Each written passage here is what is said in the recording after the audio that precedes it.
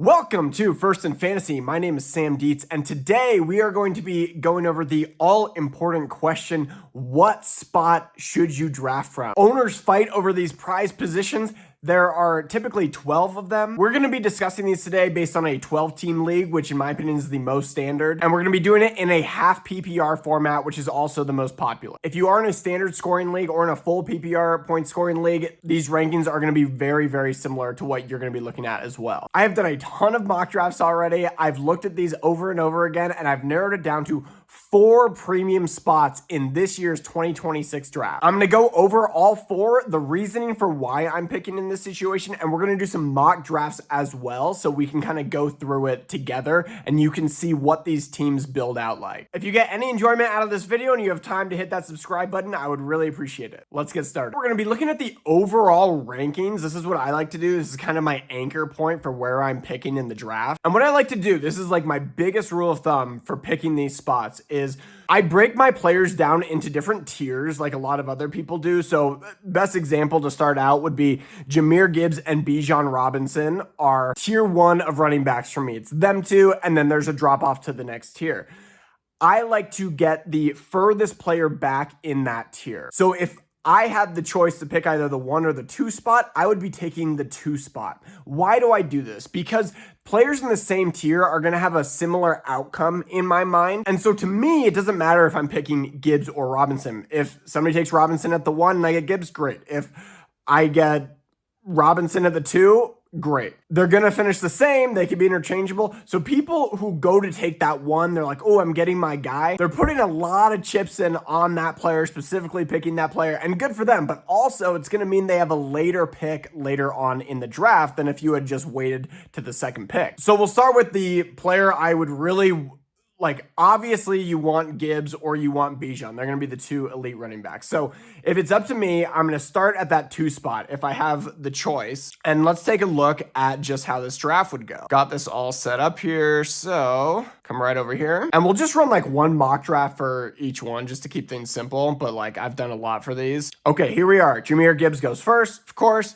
So we're going to take Bijan Robinson, easy decision, and we're moving through. And because we drafted so early, we are at the turn here with the 2. Love Jeremiah Love this year. Like don't like the Cardinals situation, but even just watching that preseason game last night, the dude runs like Adrian Peterson. He is just a monster. He has the biggest contract for a running back ever signed by a rookie. I think they're giving everything to him. They're putting this team on his shoulders. I normally don't draft rookie running backs on bad teams, but I think there's enough weapons, there's enough volatility. They're going to want to get him usage for what they paid him. And I just like the way he personally looks. I mean, yeah, shocking take. Jeremiah Love is a beast and he's going to be great. But I like his situation a lot more, say, than Ashton Genty, who's going above him for whatever reason. And Ashton Genty was going in the first round last year and he was a total flop. So I love Jeremiah Love here. Not a Ladd McConkey guy. He's been falling to me. I feel like in every draft, I feel like people are just fading him a lot. He's just a floor guy to me. I don't love it.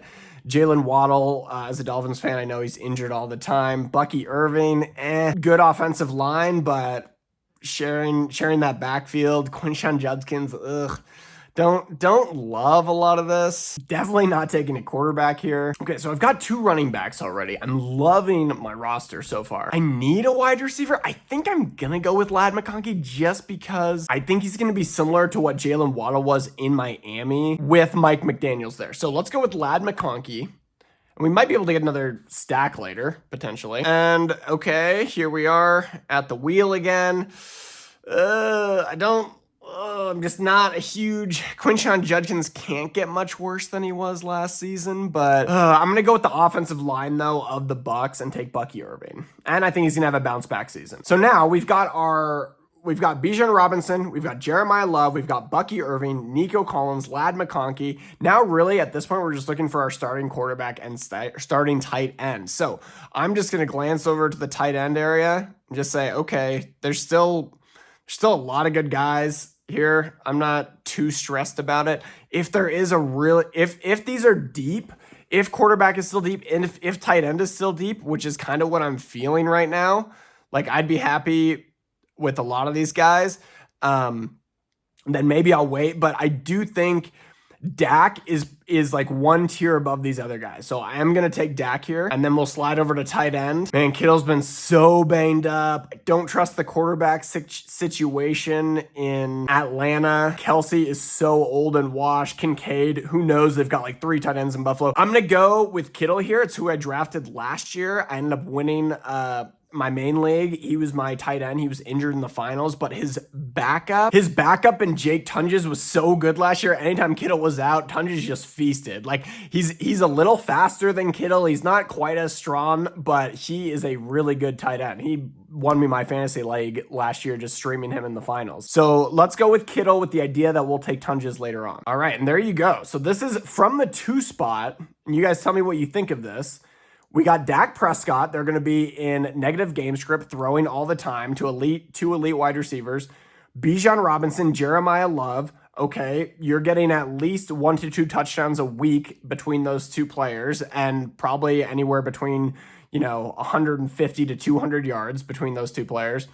Nico Collins could be top wide receiver in the NFL as long as he stays healthy. Ladd McConkey gives you good floor, and I think Mike McDaniels is going to find ways to get him the ball a lot more. I see him, maybe as a hybrid between Tyreek Hill and Jalen Waddle, somewhere in there. We got Kittle, who's ready to go by week 1 is what it's looking like. He's kind of going to be on a revenge tour, I would imagine, to reclaim his tight end glory. He's towards the end of his career, but all these young studs are taking over. Oh, and I meant to include a flex here, so that's on me. So Bucky Irving would be our flex player here, and I love that as a flex. A dude that could, maybe get you 5 or 6 points a week on a bad week, but also has the opportunity to get you 16, 17, 18 if they get into a shootout, which they will often. So there's us drafting from the 2 spot. I want to show you the other 3 spots I'm looking at and why. So in my mind, this is perfectly laid out here. We have Jamar Chase, Puka Nacua, JSN, and Amon-Ra. They are in a tier together for various reasons. They all line up in that tier, and I totally agree with that. So for me, I would come down and say, I will take that 6th spot right there because you're not getting Gibbs or Robinson. These 4 are likely going next, so we want to take the lowest possible spot. People get terrified of the 6. I love the 6. I've always done well from the 6. You get a consistent pick every 12 picks. You don't get iced out.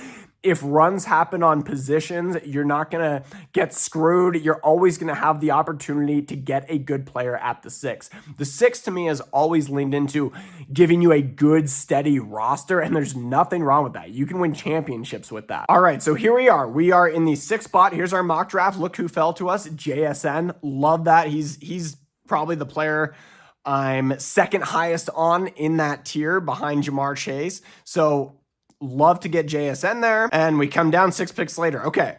Ooh, this is a tough one. We got Chase Brown, Devon Achane, Derrick Henry, Nico Collins. When I've been drafting from here, I love this. You can't go wrong in this group of players here. So I'm very optimistic with this. This gives you an opportunity if you want to. You could go wide receiver heavy here. And we could go JSN, Nico Collins, and go 0 RB. Kind of tempted to do it. Let's do it just for fun. Let's have a little fun and see if we can run a 0 RB back here. Oh, and look who we get. We still get Jeremiah Love in the next round. All right, we're taking Jeremiah Love. No way. That's so good. Jeremiah Love, JSN, and Nico Collins to start the draft is crazy. Okay, yeah, taking Travis Etienne for sure. Gonna be 3 down back, well, 2 down back in New Orleans. Gave him a great contract. All right, here we fall to an area. I have Jalen Hurts as my number 2 quarterback on the board. I'm not loving the other players around him here. We don't have a quarterback. Give me Jalen Hurts. So this is what we're looking at through 5 rounds, you guys. Jalen Hurts, Jeremiah Love, Travis Etienne, JSN, and Nico Collins. Woo, that's a good team. Everyone knows I'm high on Roma Dunze, so it's either him or Jadarian Price. I think I'm going to take Roma Dunze. That offense is just going to be so explosive this year, and in my opinion, he's going to be the guy. And so all we need left is a tight end here, and I don't love this option of players, so let's go over to tight end, see who's available. Same as last time. Yeah, still not going to take Kyle Pitts. He's too inconsistent for me. I'll take George Kittle here. So we built out our starting lineup. Jalen Hurts, Jeremiah Love, Travis Etienne, Jackson Smith and Jigba, Nico Collins, George Kittle, and Rome Odunze. You're going to the playoffs instantly with that roster. Like, the 6 is so steady. Like, that team might be better than the first team. I don't know. You guys will have to give me your opinions after this. Okay, we've got 2 more we're going to do. Bring you back over here. And really, look, we're looking through this 12th player, right? So for me, there's Christian McCaffrey, Jonathan Taylor.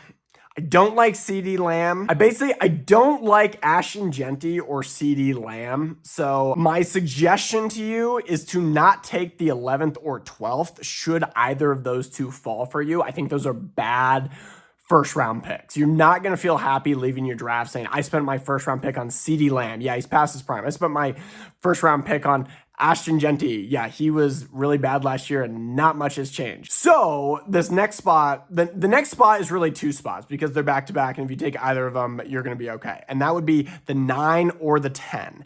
Because in that range, we're looking at Christian McCaffrey, Jonathan Taylor, Justin Jefferson, or James Cook. That's who we're looking at in those ranges. So we'll do one mock draft because these two are going to be so similar.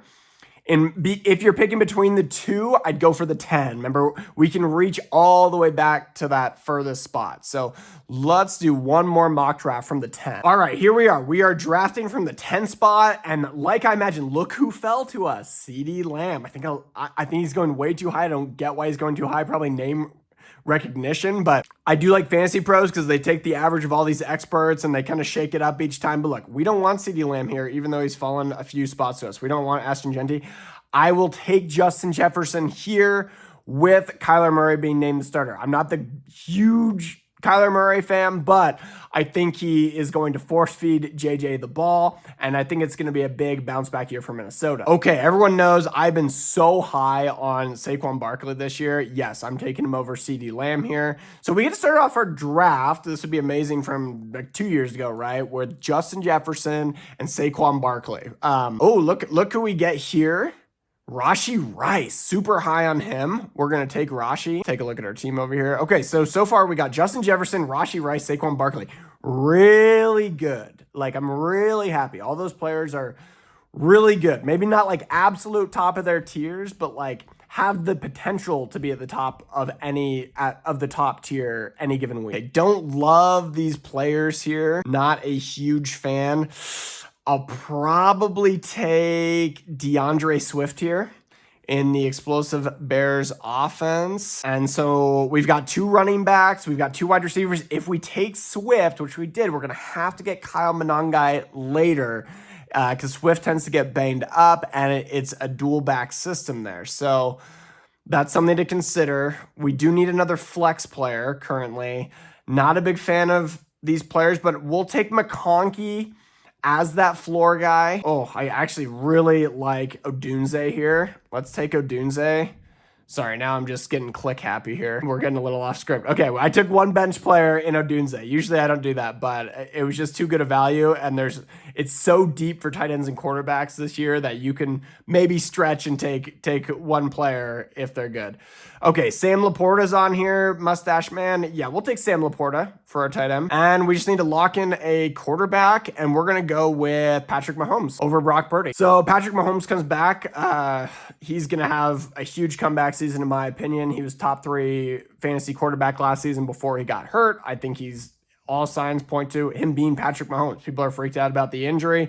I think he's too good. He's going to be fine. So this is drafting from the 10, you guys. Patrick Mahomes, Saquon Barkley, DeAndre Swift, Justin Jefferson, Rashee Rice, Sam Laporta, Ladd McConkey, Rome Odunze. That spot is like, I think if I had to pick between the 2, the 6, and the 10, I would go 6 and then 2 and then 10, just based on those drafts. If you're looking for best player in those drafts, obviously we're going to pick number 2 because we're getting Gibbs or Bijan Robinson there. But if you don't get 1 or 2, take 6, and after that, take 10. 10 is like a good team that's going to be competitive every single week with high upside and decent floor. I think it gets you into the playoffs. This is the first time I've done any sort of mock draft video. So if you guys enjoyed it, if you wouldn't mind leaving a like and a subscribe and a comment, letting me know how I did, if there's something you could see improved. If there's a spot you all want me to draft from, let me know. I'd be happy to do more mock drafts. I do so many of these every single day, and I love talking about them. I love going over players. So if there's players you have questions about, a spot you want to draft from, I'm happy to do that. We're putting out full-length videos every single day, as well as different shorts. So